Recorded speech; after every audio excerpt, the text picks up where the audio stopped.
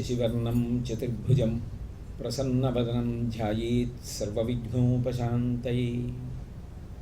గురుర్బ్రహ్మా గురుర్విష్ణుః గురుర్దేవో మహేశ్వరః గురుః సాక్షాత్ పరం బ్రహ్మ తస్మై శ్రీ గురవే నమః. వాగర్ధావివ సంపృక్తౌ వాగర్ధ ప్రతిపత్తయే జగతః పితరౌ వందే పార్వతీ పరమేశ్వరౌ. నారాయణం నమస్కృత్య నరం చైవ నరోత్తమం దేవీం సరస్వతీం వ్యాసం తతో జయముదీరయేత్. హరి ఓం. పరమేశ్వర స్వరూపైన సభకి నమస్కారం.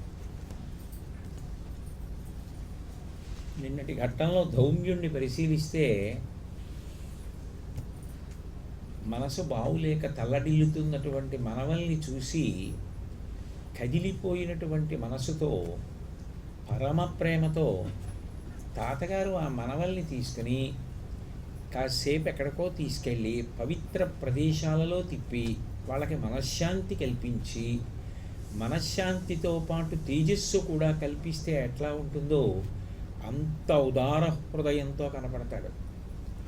ఆ ధౌమ్యుని యొక్క వైభవం అత్యద్భుతం. అటువంటి ధౌమ్యుడు మహాభారతంలో అనేక సందర్భాలలో పాండవుల్ని ఆదుకున్నాడు.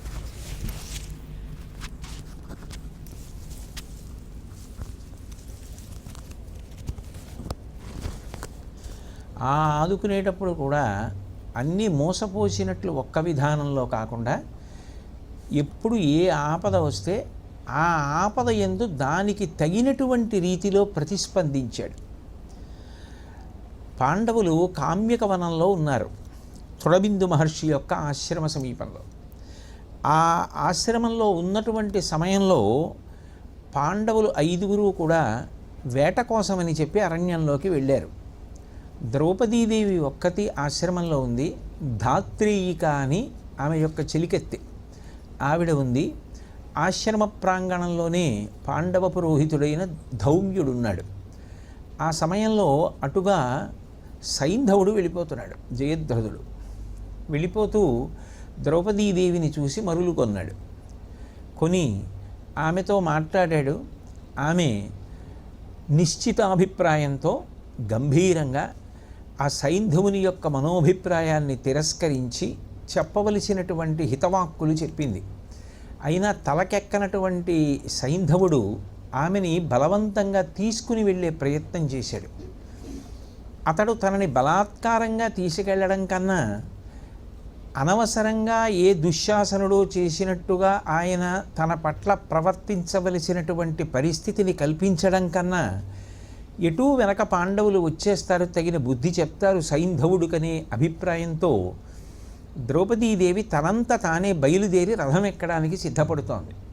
అంటే దాని అర్థం స్వచ్ఛందంగా అని మాత్రం కాదు, సైంధవుడి యొక్క ఉద్ధతిని తగ్గించుకోవడానికి. ఆ వెడుతున్నప్పుడు ధౌమ్యుడు కనపడ్డాడు. సంస్కృత భారతం ప్రకారం అయితే ధౌమ్యుణ్ణి చూడగానే ఆవిడ అంత ఆపత్కాలంలో కూడా రథం ఎక్కడానికి ముందు ధౌమ్యుని యొక్క పాదములకు నమస్కరించి బయలుదేరింది. ఆంధ్ర భారతంలో నమస్కరించింది అని బయలుదేరి ఆ రథం మీద సైంధవుడు ఆమెను తీసుకుని వెళ్ళిపోతున్నాడు. వెళ్ళిపోతున్నప్పుడు ఆ సైంధవుడిని ఉద్దేశించి ఆ ధౌమ్యుల వారు హితవాక్కులు పలుకుతారు. అంటే మాట చేత మారతాడేమో అని తాపత్రయం. అందుకని అంటారు, తగుని రాజకుల ప్రసూతులకు అత్యంతంబు ఏతాదృశంబగు దుష్కర్మము నాదుపల్కు విను ఈ అబ్జాక్షి పుణ్యాత్మ ఇమ్మగువన్ వే విడు పాండునందనులు నీ మానంబు ప్రాణంబునే పగిదింకొందురు కానిపో విడువరు ఈ పాపంబు నిన్ త్రెక్కొను. ఒక్కొక్క సందర్భంలో మాట్లాడేటప్పుడు చాలా కటువుగాను ఉండాలి, చాలా గంభీరంగానూ ఉండాలి తప్ప పెద్ద ఉపోద్ఘాతంతో ఎక్కువసేపు మాట్లాడే అవకాశం ఉండదు. అత్యంత సారవంతమైన విషయాన్నంతటినీ కూడా చాలా తక్కువ సమయంలో ఆ ద్రౌపదీదేవిని అపహరించాలనేటటువంటి త్వరలో ఉన్న ఆ సైంధవుడిని ఉద్దేశించి చెప్పాడు ధౌమ్యుడు. తగునే రాజకుల ప్రసూతులకు అత్యంతంబు ఏతాదృశంబగు దుష్కర్మము. నువ్వు చాలా గొప్ప దుష్కర్మ చేస్తున్నావు, మహాపతివ్రత, ఆమెకు నీ ఎందు ఇచ్చలేదు. అటువంటి మహాపతివ్రతని నువ్వు కామంతో అపహరించడానికి ప్రయత్నిస్తున్నావు. నాదు పలుకు విను, ఇప్పటికైనా నా మాట విను. ఈ అబ్జాక్షి పుణ్యాత్మ ఆమె పతివ్రత. ఈ మగువన్ వే విడు, వెంటనే విడిచిపెట్టేయి, లేకపోతే నీకు ఆపద సంభవిస్తుంది. ఎట్లా అంటావేమో, పాండునందనులు నీ మానంబు ప్రాణంబు నేపగిదింకొందురు, నిన్ను పాండవులు చంపేస్తారు అనాలి. కానీ అలా అనలేదు. ఎట్లాగైనా పాండవులు నీ యొక్క అహంకారాన్ని తీసేస్తారు, నీకున్న అతిశయాన్ని తీసేస్తారు, దానితో పాటు నీ మర్యాద అంతా మంట కలిసిపోతుంది. సైంధవుడు అనేటప్పటికీ అడ్డుపడ్డాడు కురుక్షేత్రంలో. అట్లాగే సైంధవుడు దుష్కర్మ చేసినవాడు అన్న అపఖ్యాతి మూట కట్టుకునేటట్టుగా చేస్తారు. రెండు, అక్కడతో వదిలిపెట్టారు, నీ ప్రాణం కూడా తీస్తారు. ఎక్కడికో వెళ్ళాడు, అంత తపస్సు చేశాడు, పరమశివ సాక్షాత్కారం పొందాడు, చివరికి తన ప్రాణాన్ని రక్షించుకోవడానికి ఎంత పరుగులు తీశాడో అర్జునుడు ప్రతిజ్ఞ చేసిన తరువాత. ఏమైంది? సూర్యాస్తమయమైందని నిక్కి నిక్కి చూశాడు. అకస్మాత్తుగా సూర్యబింబం కనపడేటప్పటికీ కృష్ణ పరమాత్మ చేసిన బుద్ధి ప్రచోదనం చేత అర్జునుడు వెంటనే గాంధీవానికి అస్త్రాన్ని సంధించి విడిచిపెడితే శిరస్సు ఛేదింపబడింది. ఎంత దారుణంగా మరణించాడు! ఆ శిరస్సు వెళ్ళి ఎక్కడో తపస్సు చేసుకుంటున్న తండ్రి గారి ఒళ్ళో పడింది. ఆ ఒళ్ళో పడేటప్పటికీ ఆయన ఆ తల తీసి బయటపడేశాడు.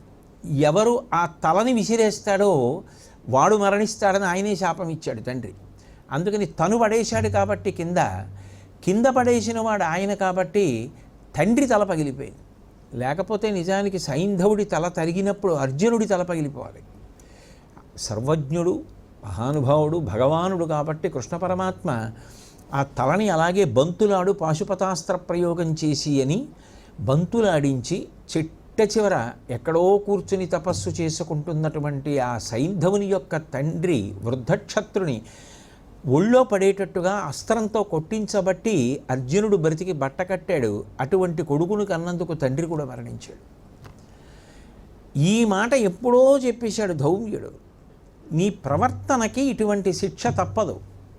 దానికి పెద్ద ప్రసంగం చేయలేదు, బహుసూక్ష్మంగా మాట్లాడాడు. కాబట్టి నీ మానంబు ప్రాణంబు ఏ పగిదింకొందురు కానిపో విడువరు, నిన్ను వెళ్ళనివ్వరు, నువ్వు ఎక్కడికి పారిపోలేవు, నిన్ను వదిలిపెట్టరు. ఈ పాపంబు నిన్ను త్రెక్కును, నువ్వు చేస్తున్న ఈ పాపకర్మే నిన్ను నశింపజేసేస్తుంది. కాబట్టి నా మాట విని వదిలిపెట్టేసేయి అన్నాడు. అయినా ధౌమ్యుడి మాట వినలేదు. భోగాలము దాపరించిన వారికి మిత్రుల వాక్యము, నిర్వాణ దీపగంధము కనరు వినరు మార్కొనరు అని పరవస్తు చెన్నైసూరి మిత్రలాభం మిత్రభేదంలో చెప్తాడు కదా. ప్రాణం పోయే సమయం వచ్చినటువంటి వాడికి హితులు చెప్పినటువంటి మాటలు తలకెక్కవు. హితులైన వారు శత్రువుల్లా కనపడతారు, శత్రుబుద్ధి కలిగిన వాళ్ళు హితుల్లా కనపడతారు. కాబట్టి దీప నిర్వాణ గంధము, మిత్రవాక్యము కనరు వినరు మార్కొనరు అంటాడు. అట్లా ఆ ధౌమ్యుడు ప్రేమతో చెప్పిన మాటలు సైంధవుడి తలకెక్కలేదు. ఆ ద్రౌపదీదేవిని రథం మీద పెట్టుకుని తీసుకుపోతున్నాడు. ఇక్కడ ధాత్రి ఇక గగ్గోలు పెడుతోంది. ధౌమ్యుడు ఆశ్రమంలో నిలబడలేదు. పదాతి దళం ఉంటుంది కదా, అంటే రాజుని అనుసరించి భూమి మీద నడుస్తూ పెడతారు వాళ్ళు. అశ్వబలం సరే, గుర్రాలు పెడుతూ ఉంటాయి, గజబలం పెడుతూ ఉంటుంది. సర్వసాధారణంగా వాటి వేగంతో సరిపోవాలి అంటే అంత తేలికగా నడిచి వెళ్ళడం సాధ్యం కాదు. కొంచెం వేగంగానన్నా నడవాలి, లేదా ఒక్కొక్క సమయంలో పరిగెత్తవలసి ఉంటుంది పదాతి దళం. ఆ పదాతి దళంలో కలిసిపోయాడు ధౌమ్యుడు. కలిసిపోయి బిగ్గరగా రోదిస్తూ పెద్దగా అరుస్తూ ఆ ద్రౌపదీదేవి యొక్క రక్షణను అపేక్షించి పరిగెత్తాడు. అయితే ఇక్కడ మనకు ఒక అనుమానం వస్తుంది. అంత శక్తివంతుడు కదా, ధౌమ్యుడు తలుచుకుంటే ఆపలేడా? అంత మంత్రశక్తి కలిగినటువంటి వాడు సైంధవుడు ముందుకు వెళ్లకుండా ప్రతిబంధకాన్ని సృష్టించలేడా? ఎందుకు సృష్టించలేదు అని ఎందుకు సృష్టించలేదు అంటే దానికి ఒక్కటే కారణం, ఆయనకి పాండవుల మీద ఉన్నటువంటి పరిపూర్ణమైన విశ్వాసం. ఎక్కడి దాకా వెళ్ళినా పట్టుకోగలరు, వాళ్ళకున్న అస్త్ర సంపద అటువంటిది. ఎక్కడికి వెళ్ళగలడు? ఎక్కడికి సైంధవుడు వెళ్ళినా ఆ రథాన్ని వాళ్ళు ఆపగలరు. వాళ్ళు ఎక్కడున్నారో అక్కడి నుంచి అస్త్రప్రయోగం చేయగలరు. అంత సంపద కలిగిన వాళ్ళు. పైగా వాళ్ళ చేత రక్షింపబడితేనే ద్రౌపదీదేవికి సంతోషం, వాళ్ళు రక్షించుకుంటేనే వాళ్ళకి సంతోషం. తాను ప్రతిబంధకాన్ని కల్పించి రక్షిస్తే అది ద్రౌపదీదేవికి అంత సంతోషం కాకపోవచ్చు, పాండవుల యొక్క పరాక్రమానికి కూడా అది అంత సంతోషం కాకపోవచ్చు. మరి అటువంటప్పుడు తాను పరిగెడుతూ అరుస్తూ ఎందుకు వెళ్ళడం అంటే అబల. ద్రౌపదీదేవి తనంత తాను చాలా గంభీరమైన స్త్రీమూర్తి అయినప్పటికీ అప్పటికి ఇక్కట్టులో ఉంది. తనవారన్నవారు ఎవరో తన వెనకాతల ఉన్నాడు. ఆయన అర్భకుడు కాడు. పరిస్థితి శృతిమించిన, చేయి దాటిపోయిన ఆయన తన యొక్క మంత్రబలం చేత కాపాడగలడు. అటువంటి వాడు వెనక ఉన్నాడు, వస్తున్నాడు, అరుస్తున్నాడు. పైగా అటువంటి ఉత్తముడు చేస్తున్న ఆర్తనాదం, అటువంటి ఉత్తముడు ఏడుపు ఉత్తినే పోవు, కట్టి కుడిపేస్తాయి సైంధవుణ్ణి. ఆమె బాధ ఎంతటిదో ధౌమ్యుడి బాధ అంటే అంతటిది. రెండు వైపులా అగ్నిహోత్రం అంటుకుంటోంది సైంధవుణ్ణి. అందుకే తర్వాత అంత అవమానం అనుభవించవలసి వచ్చింది. అంటే అటువంటి ఆపత్కాలంలో కూడా ఆయన అటు పాండవుల యొక్క గౌరవం గురించి, ద్రౌపదీదేవి యొక్క అభిమానం గురించి ఆలోచిస్తూ తాను మాత్రం ఆశ్రమంలో నిలబడకుండా ఆ సైన్యంతో పాటుగా కలిసి పరిగెడుతూ అంత ఆర్తి పొందడం, అంతగా ఆ కుటుంబాన్ని కాపాడుకోవాలి, ఆ ద్రౌపదీదేవికి ఊరట కల్పించాలి, అంత ప్రేమాభిమానాలు కలిగినటువంటి పురోహితులు లభించినందుకు నిజంగా పాండవులు ఎంతటి అదృష్టవంతులు. ఎంత అదృష్టం చేసుకుంటే అటువంటి పురోహితుడు లభిస్తాడు. నిజంగా ఆ సమయంలో ద్రౌపదీదేవి మనసుకు అది ఎంత ఊరట అయి ఉంటుంది. సంస్కృత భారతంలో చూస్తే పాండవులు పరిగెత్తుకొస్తూ ఉంటారు. భీమసేనుడి దగ్గరికి పరిగెత్తుకొస్తూ ఉంటే వెనక్కి తిరిగి గట్టిగా ఆక్రోశిస్తాడు, భీమా రా, పరిగెత్తు పరిగెత్తు పరిగెత్తు అని. ముందు సైంధవుడి రథం దగ్గరికి వెళ్ళరు పాండవులు. ముందు ధౌమ్యుడి దగ్గర ఆగి నమస్కారం చేసి, మహాత్మా ఇంకా మీరు పరిగెత్తకండి, ఇంకా ఆగిపోండి, మేము చూస్తాం సైంధవ విశేషం. అప్పుడు ఉపశాంతి పొందాడు. అంటే ఎవరుంటారు అలా తాపత్రయపడేవారు? ఎవరుంటారు అలా తనని నమ్ముకున్న వారి కోసం తన పౌరోహిత్యంలో ఉన్నటువంటి వాళ్ళని కాపాడుకోవాలి అనేటటువంటి ప్రేమ, అంత ప్రేమ, వాళ్ళ వైభవాన్ని కాపాడాలన్న తాపత్రయం, వాళ్ళ విద్య మీద, వాళ్ళ విక్రమం మీద అంత విశ్వాసం కలిగి ఉండడం, అటువంటి ఆపత్కాలంలో కూడా అంత సమయోచిత ప్రజ్ఞని చూపించగలగడం నిజంగా ఎంత ధీరుడు, మహానుభావుడు, ఎంత బుద్ధి విశేషం కలిగిన వాడు ధౌమ్యుడు. అటువంటి ధౌమ్యుడు పాండవులకు పురోహితుడుగా లభించడం అదృష్టం. సరే, ఈలోగా పాండవులు రానే వచ్చారు. ధాత్రీకి చెప్పనే చెప్పింది, వెళ్ళనే వెళ్ళారు. సైంధవుణ్ణి గడ్డి తెచ్చారు, పరాభవించారు. ధర్మరాజు గారి మాట ప్రకారం విడిచిపెట్టారు. మిగిలిన కథ మీ అందరికీ తెలిసున్నది. మనం ప్రధానంగా మహాభారతంలో ధౌమ్యుడు అన్న విషయాన్ని పరిశీలిస్తున్నాం కాబట్టి అది ఎంతవరకు మనకు అన్వయమో అంతవరకు మాట్లాడవలసి ఉంటుంది.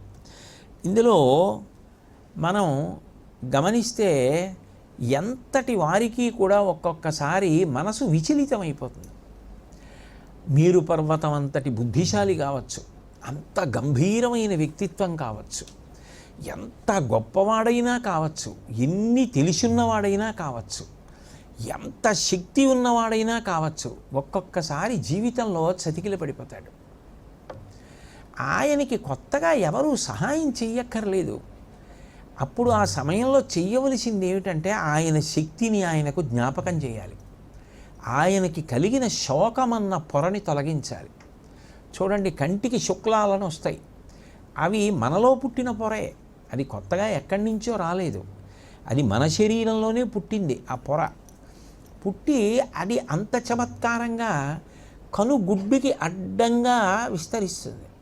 అది మెల్లిమెల్లిగా మెల్లిమెల్లిగా పెరుగుతూ ఇక కన్ను కనపడకుండా అడ్డగిస్తుంది. కన్ను గుడ్డుకి అడ్డొచ్చినటువంటి ఆ పొరని మన కంట్లోనే పుట్టింది కదా అని ప్రేమతో ఎవరు ఉంచుకోరు. వైద్యుడి దగ్గరికి వెళ్ళి శస్త్రచికిత్స చేయించుకొని దాన్ని తొలగింప చేసుకుంటారు. అది తొలగించేస్తే మళ్ళీ దృష్టి యథాప్రకారం కనపడుతుంది. మన శరీరంలోనే పుట్టినటువంటి శుక్లం మన కన్ను కనపడకుండా అడ్డగించినట్టు మనలోనే పుట్టినటువంటి శోకం మనం నేర్చుకున్నవి, మనం చదువుకున్నవి, మనం విన్నవి, మన సమర్థత, మన ఆలోచనలు, మన బుద్ధి, మన వైభవం, అంత గొప్ప నిర్ణయాలు చెయ్యగలిగిన శక్తి అన్నిటినీ మబ్బు కమ్మినట్టు కమ్మేసి శోకము చేత అణగిపోయేటట్టు చేసేస్తుంది. ఆ స్థితిలో తాను ఎంత శక్తివంతుడైనా తన శక్తి తనకి జ్ఞాపకం రాదు.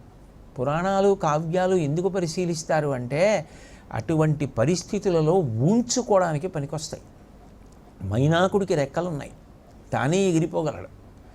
కానీ ఇంద్రుడు వజ్రాయుధం పెట్టి ఒక్కొక్క పర్వతం రెక్కలు తరిగేస్తుంటే ఎగరగలిగిన వాడు ఎగరలేక చతికిలబడిపోయాడు, అంటే భయవిహ్వలుడైపోయాడు. అప్పుడు వాయుదేవుడు ఎత్తి తీసుకెళ్ళి సముద్రంలో పడేశాడు. ఎత్తి తీసుకెళ్ళవలసింది ఎవరిని? తనంత తాను నడవలేని వాడిని. నడవడం కాదు, ఎగిరి వెళ్ళిపోగలడు. ఎగిరి వెళ్ళిపోగలిగిన వాడు దాక్కుండిపోయి నేను బయటికి రానంటే వేరు. వాయుదేవుడు ఎత్తి తీసుకెడుతుంటే వెళ్ళాడు. మరి తనంత తాను ఎందుకు ఎగరడు అంటే ఎగరగలనన్న విషయాన్ని కూడా మరిచిపోయాడు. అంటే భయం బుద్ధిని స్తంభింపచేసేస్తుంది. అటువంటి సమయంలో వాయుదేవుడు ఎత్తి తీసుకెళ్ళి సముద్రంలో పడేశాడు అని మనకి రామాయణం సుందరకాండలో కనపడుతుంది. అంటే శోకం అనేటటువంటిది బుద్ధిని అణిచేస్తుంది. అంత గొప్ప ధర్మరాజు గారైనా, అన్ని విషయాలు తెలిసిన్నవాడైనా, 12 సంవత్సరములు ఎందరో మహర్షుల యొక్క అనుగ్రహానికి పాత్రుడైన వాడైనా మహర్షుల యొక్క అనుగ్రహాన్ని వరంగా పొందాడు. మీ అజ్ఞాతవాసం ఏ ఇబ్బందులు లేకుండా పూర్తయిపోతుంది అని వరం ఇచ్చారు. ఇన్ని వరాలు ఉన్నప్పటికీ కూడా శోకం చేత విహ్వలుడైపోయాడు. ఏ కారణానికి అంటే మనిషిని తొందరగా బాధ పెట్టేది ఇది అంటే ఒక్కసారి తన వారన్న వారందరినీ విడిచిపెట్టి వెళ్ళిపోవలసి వస్తోందనుకోండి, చాలా కాలం ఇక నేను వీళ్ళని చూడడానికి అవకాశం ఉండదు. వీళ్ళకి కానీ వీళ్ళు నాకు కానీ కనపడే అవకాశం లేదు. నేను వీళ్ళతో మాట్లాడలేను, నేను వీళ్ళ దగ్గరికి రాలేను అని అనిపించింది అనుకోండి, అది మనిషికి చాలా బాధ జనింపచేస్తుంది. తనతోనే తన వారు ఉన్నా పేరు పెట్టి పిలవడానికి కూడా వీల్లేదు, పరిచయం ఉన్నట్టు కూడా మాట్లాడడానికి వీల్లేదు. ఎవరితో? ధర్మపత్నితో కూడా. అక్కడే ఉంది ద్రౌపదీదేవి. వెళ్ళగలరా? మాట్లాడగలరా అంతఃపురంలోకి? ఆమె ఎవరో అన్నట్టుగా ధర్మరాజు ఉండాలి, అన్నయ్య ఎవరో అన్నట్టుగా భీముడు ఉండాలి. పేడివాడిలా నాట్యం నేర్పడం ఏమిటి? అర్జునుడంతటి వాడు, ఏమీ ఎరగనివాడు అర్జునుడు అన్నట్టు భీముడు ఉండాలి. అంత ఇష్టం చిన్నపిల్లలు నకుల సహదేవుల గురించి తెలియనట్టు ధర్మజ భీమ అర్జునులు ఉండాలి. అసలు అది ఎంత కష్టం! వాళ్ళు ఒకళ్ళతో ఒకళ్ళు మాట్లాడుకోవడానికి కూడా లేదు. ఇకపైన రాజులు అంతఃపురాలు అంటే అవి ఏమైనా ఒకళ్ళకొకళ్ళు కనపడేటట్టు ఉంటాయా? ఎక్కడో వంటశాలలో భీముడు ఉంటాడు. అక్కడికి వెళ్ళి అస్తమానం మాట్లాడారనుకోండి, అనుమానం వస్తుంది, ఏమిటి వీళ్ళిద్దరూ మాట్లాడుకుంటారని. కాబట్టి వెళ్ళి మాట్లాడుకోవడానికి కూడా లేదు. ఇక ఆఖరికి తను కట్టుకున్న ఇల్లాలిని కూడా ఇక తాను చూడడం సాధ్యం కాదు. ఆమె ఏ కష్ట సుఖాల్లో ఉందో తెలుసుకోవడం కూడా అంత కష్టం. అప్పుడు మనసు ఎంత బరువెక్కిపోతుంది. కలిసి ఇన్నాళ్ళు కష్టాన్ని భరించారు, అప్పుడు ఆప్యాయత ఎక్కువైపోతుంది. కలిసి సుఖాన్ని అనుభవించడంలో వేరు, కలిసి కష్టాన్ని అనుభవించినప్పుడే ప్రేమ పొంగుతుంది. అంత కష్టాన్ని ఇద్దరం కలిసి చెయ్యి పట్టుకుని ప్రస్థానం చేశాం అన్నది. సుఖాల్లో కలిసి ఉండడం పెద్ద విశేషం కాదు, అది తేలిపోవడం. కానీ అంత కాలం 12 ఏళ్ళు కలిసి ఉన్నారు, ఇప్పుడు కలిసే ఉంటున్నారు. కనీసం ఒకళ్ళతో ఒకళ్ళు మాట్లాడుకోగలరా? ఇంతమంది బ్రాహ్మణులు తన మీద ప్రేమతో నిత్యాగ్నిహోత్రులు తనతో పాటు వచ్చి రోజు యజ్ఞాలు చేసి యాగాలు చేసి మంచి మాటలు చెప్పి అనువర్తించారు. ఆ ధౌమ్యుడు అంత ప్రేమతో అంగరక్ష కల్పించి తమతో ఉన్నాడు. అటువంటి ధౌమ్యుణ్ణి ఇప్పుడు పంపించేయాలి. పాంచాల దేశానికి వెళ్ళిపోమన్నాడు. రథసారథిని పంపించేయాలి. ధాత్రీయిక వంటి ద్రౌపదీదేవి యొక్క ఆంతరంగిక పరివారాన్ని కూడా పంపించేయాలి. తానెవరో తన పేరు కూడా ఉంచుకోవడానికి వీల్లేదు. ఆఖరికి ధర్మజ, యుధిష్ఠిరా అని కూడా ఇక పిలిపించుకోకూడదు. తన పేరు పిలిచినా తాను కానన్నట్టు ఉండాలి. ఎంత కష్టం! ఏమి కష్టాలు! నాబోటిగాడు చిన్న కష్టం వస్తే విచలితుడైపోతాడు. వాళ్ళ కష్టాల ముందు ఏ కష్టం పెద్ద కష్టం అవుతుంది?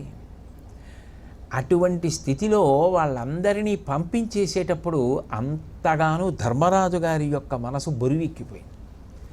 అంతటి ధర్మరాజు బేల అయిపోయి అన్నాడు, మీ అందరికీ తెలుసు దుర్యోధనుడి యొక్క దుష్ట ఆలోచన. మమ్మల్ని కష్టపెట్టడానికే ఈ పందెం పెట్టాడు. 12 ఏళ్ళు ఎన్ని కష్టాలు పడ్డామో మీకు తెలుసు. ఎంతమంది రాక్షసులు, ఎంత కష్టపడ్డామో.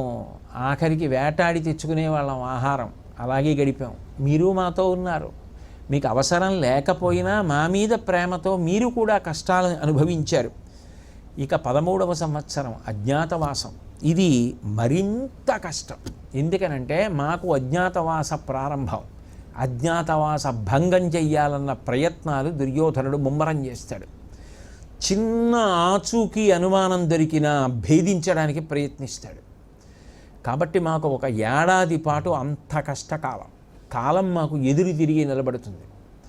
మేము అంత గోప్యంగా జీవితాలు గడపాలి. అట్లా గడపడం కేవలం మా యొక్క ప్రతిభ చేత నడిచేది కాదు. మీ అందరి ఆశీర్వచన బలం మమ్మల్ని గట్టెక్కించాలి. కాబట్టి మీ అందరూ కూడా మమ్మల్ని ఆశీర్వదించండి అని 2 చేతులు జోడించి నమస్కరించి దుఃఖపరవశుడైపోయాడు. అంత దుఃఖపరవశత్వం పొందితే ఇంకా ఆ తర్వాత అసలు ధర్మరాజు గారు ఎట్లా ఉండాలి, భీముడు ఎట్లా ఉండాలి, అసలు ఏం నిర్ణయం చేస్తారు? ధర్మరాజు గారే కదిలిపోతే ఇక వెనక తమ్ముళ్ళ పరిస్థితి, ద్రౌపదీదేవి పరిస్థితి, వాళ్ళు కదిలిపోతే అసలు వెడుతూనే వాళ్ళు ఏం ఊంచుకుంటారు? ఇప్పుడు ముందు ఆ దుఃఖం అన్న పొరని తొలగించేయాలి. తొలగించేసి స్వస్థత కల్పించాలి మనసుకి. మనసుకి స్వస్థత లేకపోతే ఊంచుకోలేడు. అందుకని వెంటనే ధౌమ్యుడు జోక్యం చేసుకున్నాడు. అది ప్రేమ అంటే. ఎప్పుడు మాట్లాడాలో అప్పుడు మాట్లాడాలి. ఆ మాట మాట్లాడేటప్పుడు మాట సందర్భానికి అనుగుణంగా అంత పదునుగా ఉండాలి.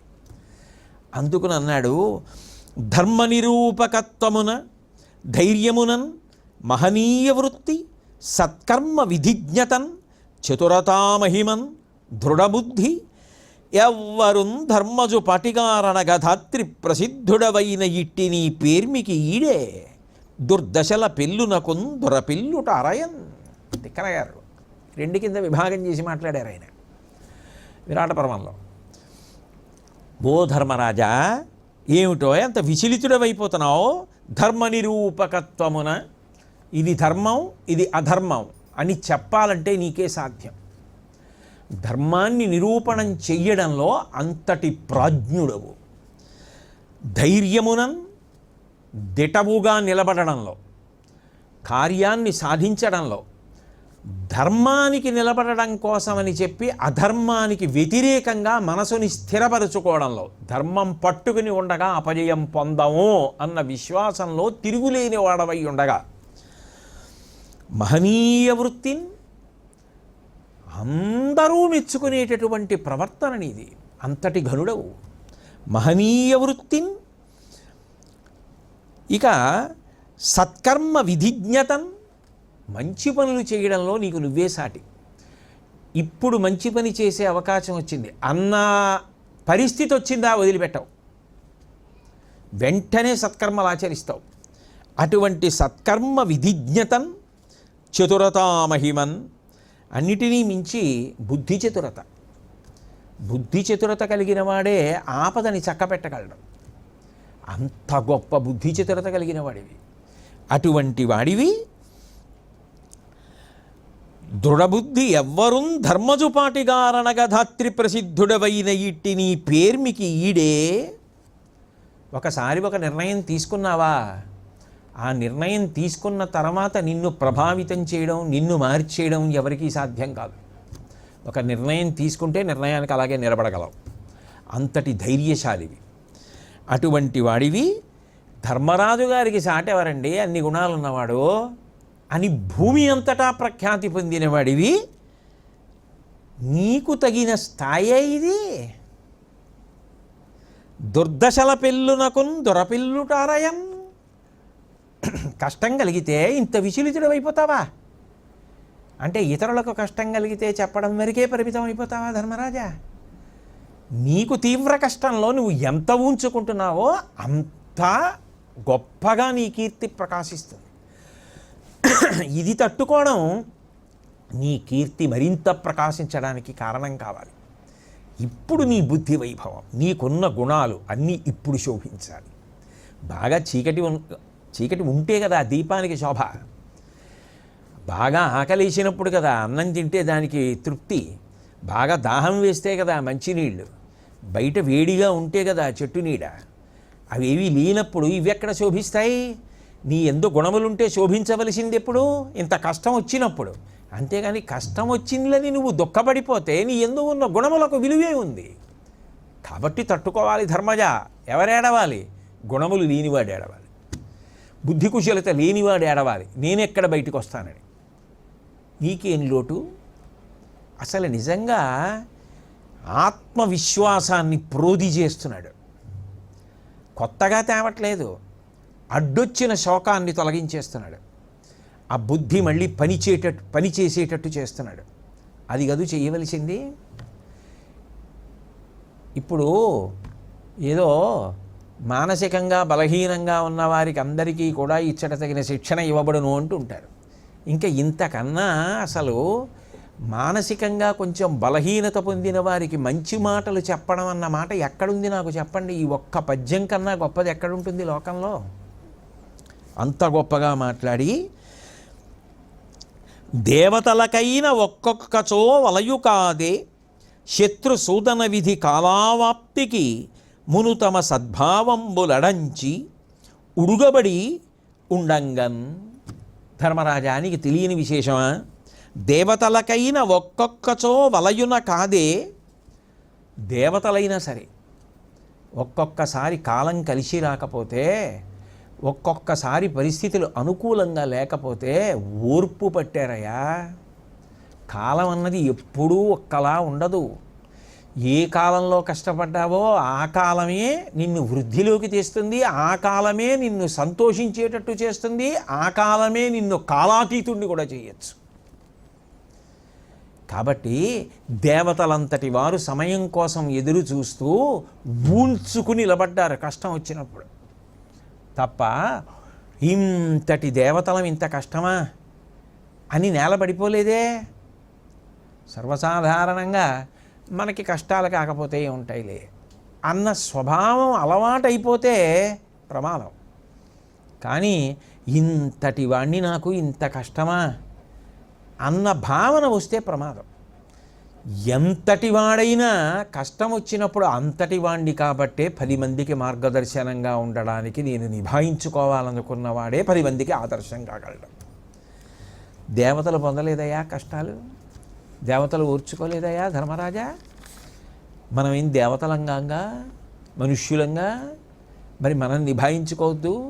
మరి దేనికి పూజలు చేసినట్లు, దేనికి విన్నట్టు అవన్నీ నువ్వు వినలా? దేవతలకు వచ్చిన కష్టాలు ఎంత గొప్పగా మాట్లాడుతున్నాడండి.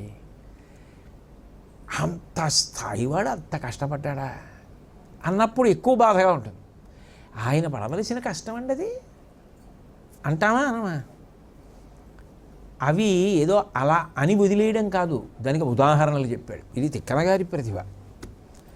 అందులో నిషదాద్రియం దనిమిషపతి ప్రచ్ఛన్న సంచరణమున వర్తించుటయును అతిథి గర్భంబున అవతారమై వామనాకారమున హరి అడగుటయును జనని ఊరు ప్రదేశంబున అతి నిగూఢంబుగా ఔర్వుండు దాగుటయును ధేను శరీర విలీనుడై యజ్ఞాతచర్య మార్తాండు సలుపుటయును వినమే ఇట్లు వడిన వీరలు పదపడి తమకు అగ్గమైన తరి జయింపరెట్లు ప్రబలరిపుల నీవును ఆపద కోర్చి భంగపాటు తీర్చికొనుము.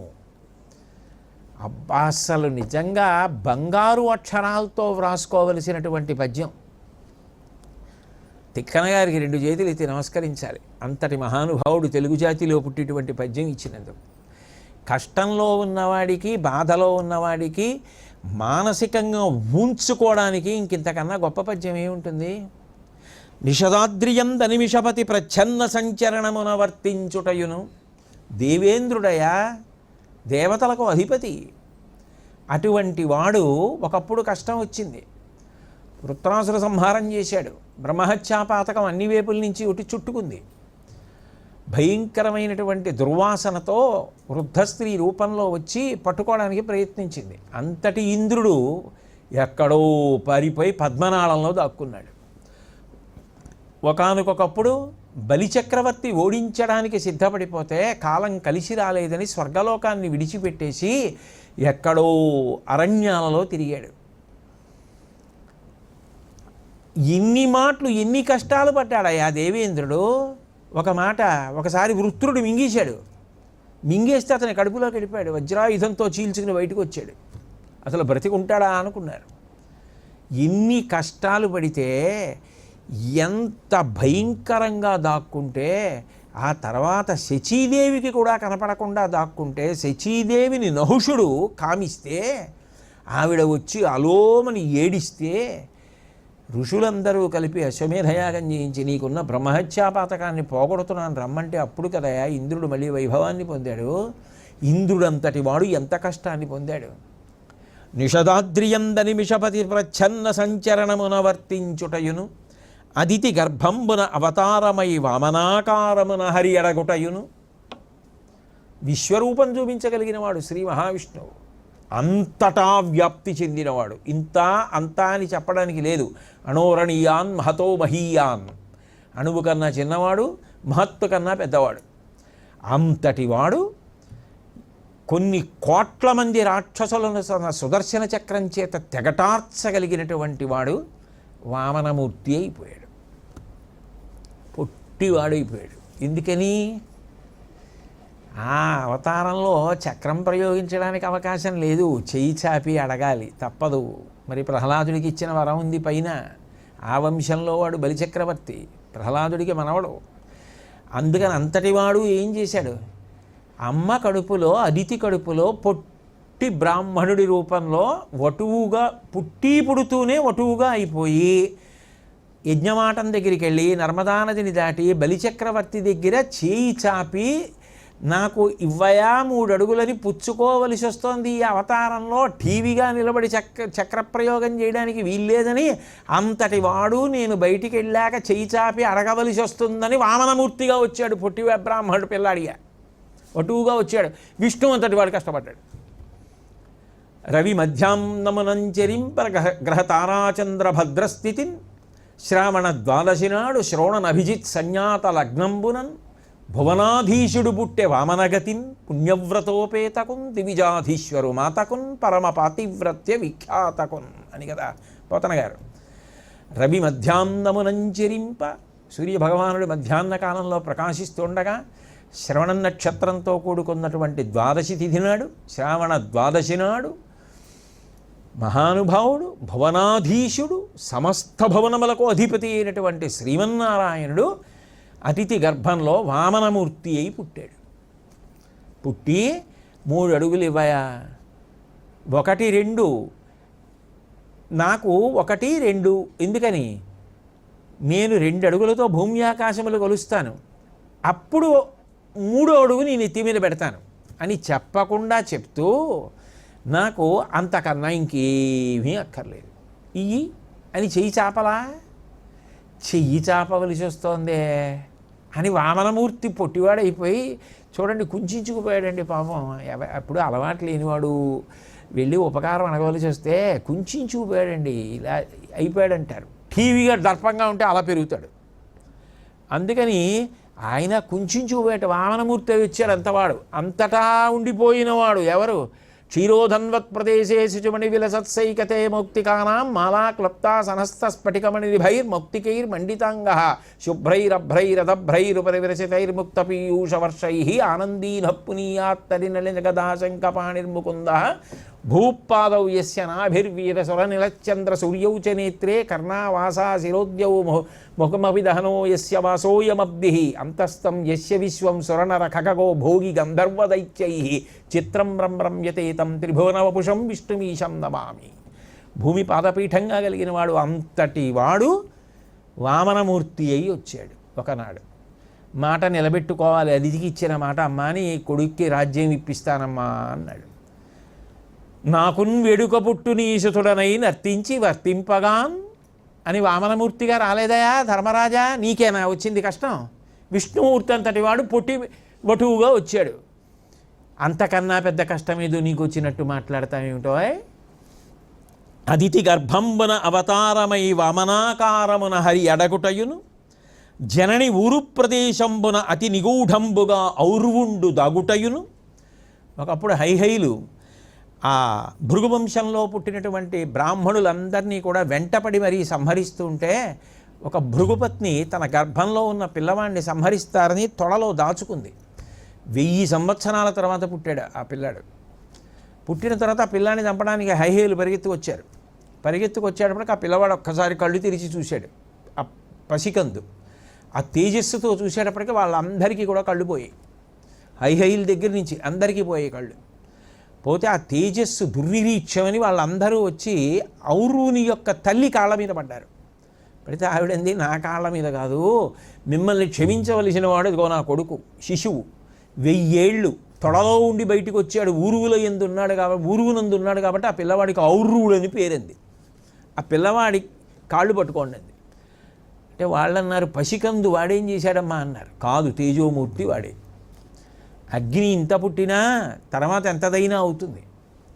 ఆయనే మహానుభావుడు అరువుడు, ఆయన కాళ్ళు పట్టుకోండి అన్నారు. అంటే అప్పుడు హైహైలు ఆయన కాళ్ళు పట్టుకున్నారు. పట్టుకుంటే అప్పుడు ఆయన ప్రశాంతత చెందాడు. అప్పుడు హైహైలందరికీ కళ్ళు వచ్చాయి. కాబట్టి అంతటి మహానుభావుడు 1000 ఏళ్ళు అమ్మ తొడలో దాక్కున్నాడు పుట్టకుండా. కాలం కలిసి రాలేదని నువ్వు ఏడాది అజ్ఞాతవాసం చేస్తున్నావు. అది ఎప్పుడో వాళ్ళకోళ్ళు కనపడుతూనే ఉంటారు. ఏమిటై నీ కష్టం? ఇంద్రుడు భార్యకు కూడా తెలియకుండా పద్మనాళంలో దాక్కున్నాడు. ఎక్కడో అడవిల్లో తిరిగాడు. ఏంటి ధర్మరాజా, ఇన్ని విన్నావు, 12 ఏళ్ళు ఇంత విచలితుడు అయిపోతున్నావు, ఇంత చతికిల పడిపోతున్నావు. ధేను శరీర విలీనుడై అజ్ఞాత చర్య మార్తాండు సలుపుటయును. ఒకానొకప్పుడు సురభి అన్న కన్యని చూసి ఆర్తి చెంది బ్రహ్మగారి చేత ఆర్తిని పోగొట్టుకొనిదవుగాక అని పిలవబడినటువంటి మార్తాండు ఆ సురభిని పొందే వరకు కూడా ధేను శరీరంతో ఉన్నటువంటి సురభియందు లీనమై అజ్ఞాతచర్యగా కామకార్యాన్ని నిర్వర్తించి సంతృప్తిని పొందలేదా? ఆయన అంత కష్టపడలేదా? కాబట్టి ధేను శరీర విలీనుడై అజ్ఞాతచర్య మార్తాండు సలుపుటయును వినమే. మనం వినలేదా? అంతమంది రాలేదా అరణ్యవాసంలో? ఎంతమంది మహర్షులు వచ్చారు? ఎన్ని రోజులుండి ఎన్ని చెప్పారు? అన్నీ విన్నావు కదా, బొళ్ళని ప్రశ్నలు అడిగావు కదా, అన్నీ తెలుసుకున్నావు కదా. ఇప్పుడు ఏమిటి మరి నీకే కష్టం వచ్చిందన్నట్టుగా విచలితుడు అయిపోతున్నావు? వినమే. ఇట్లు వడిన వీరలు పదపడి తమకు అగ్గమైన తరి జయింపరెట్లు ప్రబలరిపుల. వాళ్ళందరూ ఏం చేశారు? చాలా కష్టపడి వాళ్ళకు వచ్చినటువంటి ఆపదని కాలం కలిసి వచ్చేంత వరకు కూడా ఓర్చుకున్నారు తప్ప వాళ్ళేమీ బెంగ పెట్టేసుకుని కాలం మనకి ఎదురైపోయింది, ఇంకా మనం ఏం చేస్తాం, మన వల్ల సాధ్యం అవుతుందా అని శోకమునందు తప్తమైపోతే నశించిపోయి ఉండేవారు. కానీ వాళ్ళు తమ బుద్ధిని అలా నిలబెట్టుకొని శోకమునకు వశపడకుండా మళ్ళీ కాలము కలిసి వచ్చే వరకు ఎదురు చూసి పైకొచ్చారు. మీరు కష్టపడలా అని అనలేదు కానీ ధౌమ్యుడు వాళ్ళు కష్టపడలా అంతకుముందు బ్రాహ్మణ వేషాలతో ఏకచక్రపురంలో తిరగలా, మళ్ళీ కాలం కలిసి రాలా, అంతే. కాబట్టి నీవును ఆపద కోర్చి భంగపాటు తీర్చికొనుము. నువ్వు ఈ ఆపదకి ఓర్పు పట్టు 1 ఏడాది. తర్వాత నిన్ను ఇబ్బంది పెట్టిన వాళ్ళని కురుక్షేత్రంలో కలువు. ఒక్కొక్కడి తల తీసేయి, పట్టాభిషేకం చేసుకుని శాశ్వతంగా రాజ్య పరిపాలన చెయ్యి. రాబోయే సుఖాన్ని ఆలోచించబోయా, వర్తమానంలో కష్టాన్ని ఆలోచిస్తూ ఎందుకు చతికిలబడిపోతావు? ఈ మాటలు చెప్పేటప్పటికీ అంతటి ధర్మరాజు గారికి కూడా శోకపు పొర తొలగిపోయి మంచి సంతోషాన్ని పొందాడు. అవును, నిజమే, ధౌమ్యుడు చెప్పింది యథార్థం. నేను ఇలా బెంగ పెట్టుకోకూడదు. నేను మళ్ళీ అజ్ఞాతవాసం పూర్తి చేసి పైకొచ్చేసరికి వీళ్ళందరూ పరమానందంతో స్వాగతం పలకాలి, యుద్ధానికి ఏర్పాట్లు చేయాలి. ఏడాది కోసం నేను బెంగ పెట్టుకోవడమా? ఇన్ని గుణాలు ఉన్నాయి, ఇన్ని విన్నాను.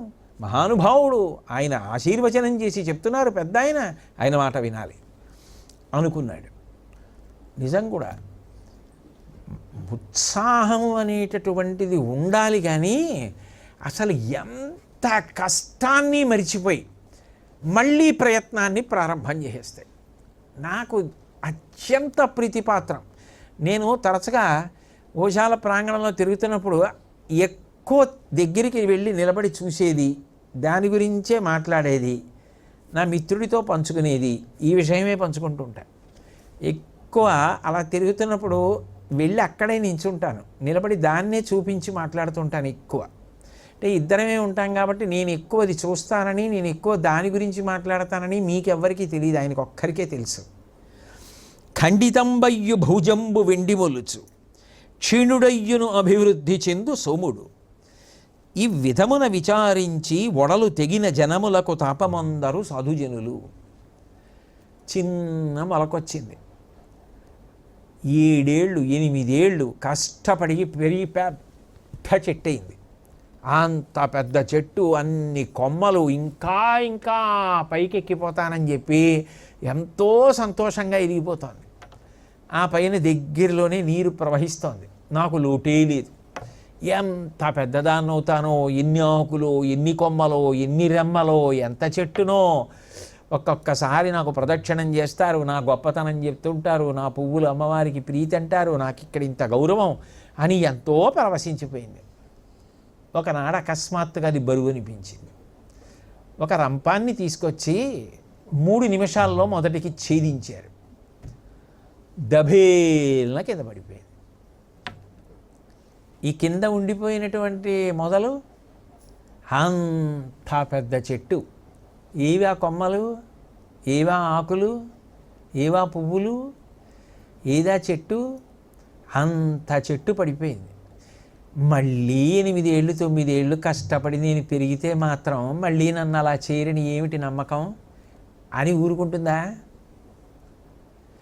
దాని మీద ఇనప దొంగలు తీసుకొచ్చి కొన్నాళ్ళు తల మీద పెట్టి వదిలేసిన, ఖండింపబడిన చెట్టు మొదలు మీద ఇనప దొంగలు పెట్టేయండి, పక్కల నుంచి చిగురులు వేస్తుంది. ఆశ వదిలేసిందా? నేను ఇంకేం చేయనందా? మళ్ళీ ప్రయత్నం అంతే. మొదలు పెడతాను, మళ్ళీ చిగురులు వేస్తాను, మళ్ళీ ప్రయత్నిస్తాను, మళ్ళీ పెరిగిపోతుందో అంటే మళ్ళీ నరికేసిన, మళ్ళీ చిగుర్చుకుంటూ మళ్ళీ వస్తూ ఉంటుంది. ఇన్ని మాటలు నరికినా, ఇన్ని మాటలు కొమ్మలు తీసేసిన మళ్ళీ ఆశే తప్ప దుఃఖపడిపోయి ఛై ఇంకా అనవసరం జీవితం నేను పెరగను అని ఊరుకుందా? మరి రోజు చూస్తున్నావు దాన్ని, నీకేమర్థమైంది జీవితంలో? ప్రతి చిన్న విషయానికి ఎందుకు విచలితుడు అయిపోతావు? ఇది భర్తృహరి అంటాడు. నీ కళ్ళ ముందు కనపడుతోంది కదా అంత గొప్ప చంద్రుడు, పౌర్ణమి నాడు బింబాన్ని చూసి అబ్బా అబ్బా అబ్బా అన్నావు, క్రమక్రమంగా క్షీణించిపోయాడు. అయ్యో క్షీణించిపోయాడు చంద్రుడు అన్నారని ఆయన ఏమైనా బెంగెట్టుకున్నాడా? మళ్ళీ కష్టపడ్డాడు, కళలు పెంచుకున్నాడు, మళ్ళీ పౌర్ణమి బింబం అయ్యాడని ఉన్నాడా? మళ్ళీ తరిగిపోయాడు, తరిగిపోయే ఉన్నాడా? మళ్ళీ పెరిగాడు, తరుగుతూనే ఉన్నాడు, పెరుగుతూనే ఉన్నాడు. నువ్వు కంటితో చూస్తూనే ఉన్నావు. పైన చూస్తే ఆయన కనపడుతున్నాడు, కింద చూస్తే ఇది కనపడుతుంది. మధ్యలో ఉన్న నువ్వు ఎందుకయ్యా బెంగ పెట్టుకుంటావు? 2 ఉదాహరణలు కళ్ళ ముందు ఉండగా రాత్రి చూస్తే ఆయన కనపడే, పగలు చూస్తే ఈవిడ కనపడే, ఇంకా ఎందుకు బెంగ? వాళ్ళల్లా ఉండు ధైర్యంగా. అసలు ఆ మాటలేమిటి? ఆ భర్తృహరివి ఆ మాటలేమిటి? ధౌమ్యుడివి ఎంత మానసిక బలం అండి మనిషికి! లొంగుతాడా? పడిపోతాడా? లేవడు ఎటువంటి వాడు పైకి, అంత ఉత్సాహపరిచాడు.